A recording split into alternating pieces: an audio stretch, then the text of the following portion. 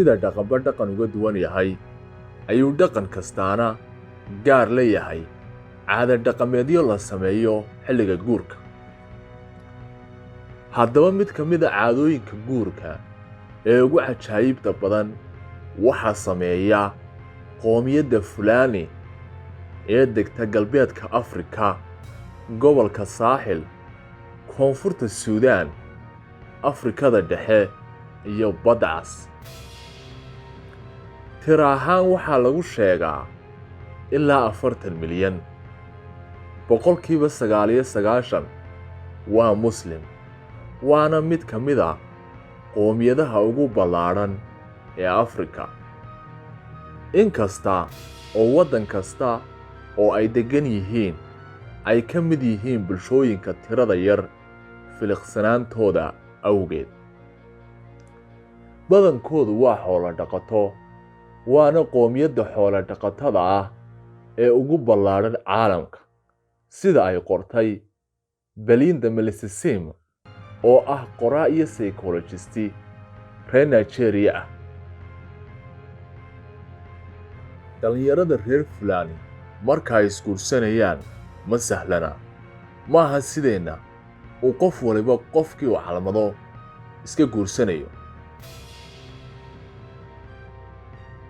marka inan damac kaa galo ee aad doontid inaad guursato, goob fagaaraha ayaa lagu keenayaa.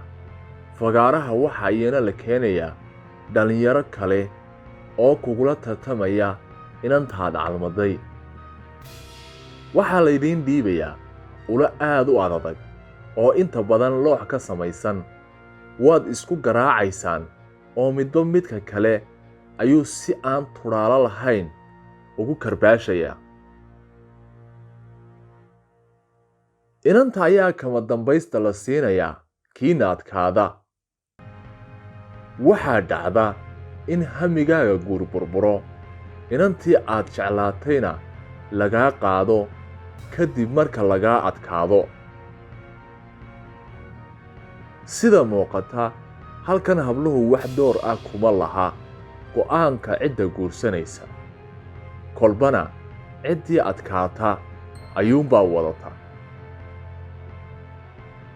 qabiilkan dhexdiisa ninka lala xidhiidhayo waxaa lagu xushaa adayg iyo dulqaad. dhaqankan ayaa qoomiyadda Fulani ka dhex jiray muddo qarniyo ah. badanaa sanadkii 2 jeer ayaa la qabtaa munaasabaddan, iyadoo la isugu keenayo dhammaan ragga iyo hablaha guurdoonka. ka hor inta aanu tartanka istumkaahi bilaaban ayaa waxaa laga horraysiinayaa caado dhaqameedyo kale oo ugu caansan yahay qoobka ciyaarka sharo. qofka tartankan ku guulaysanaya ayaa waxaa laga rabaa inuu garaacista dhammaysto isagoo aan marna laga dareemin diifta xanuunka usha. dhammaan dhaawacyada soo gaadha ayaa loo arkaa inay caddayn u tahay raganimada tartamaha. sida lagu sheegay daraasad uu sameeyey Radian Uganda oo la daabacay sanadii 2019, dhalinyaro badan oo reer Fulani ah ayaa ku naf waayey kadib markii xubno khatara laga garaacay. qaar kale ayay dhaawacyo halisi ka soo gaadheen, qaarkoodna waxay qaadeen sas nafsi ah oo noloshooda aan ka hadhin.